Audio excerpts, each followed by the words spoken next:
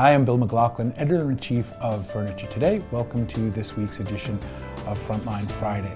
I was working on a presentation that I'm going to be giving next week in Atlanta, and part of that presentation is talking about the new normal. And it occurred to me that there are quite a number of things that we can refer to as the new normal.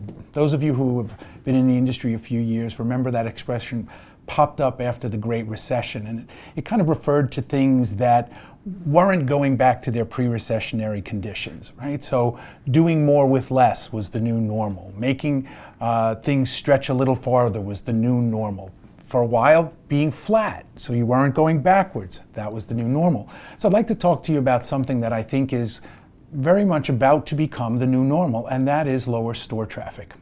Over the last 2 years, we've been hearing again and again from retailers that traffic is down.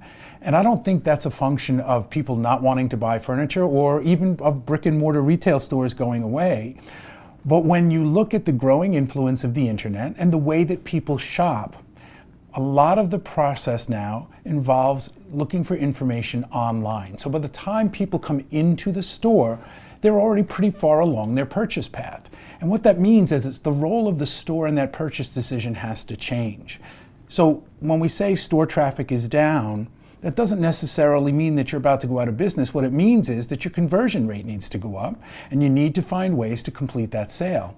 The other thing is, it might be worthwhile looking at ways to bring up store traffic in new ways, integrating your store more into the community.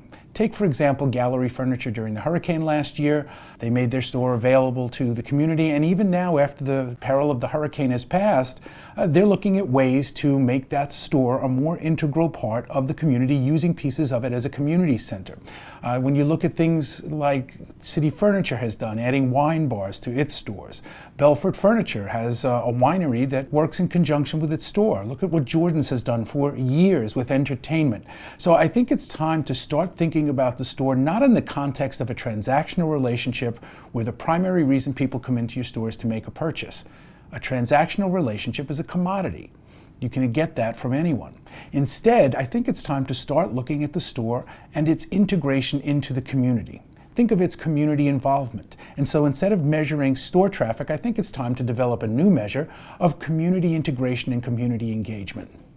I'd like to hear what your stores are doing to integrate yourselves more into your community and make your store an integral part of everyday life in that community.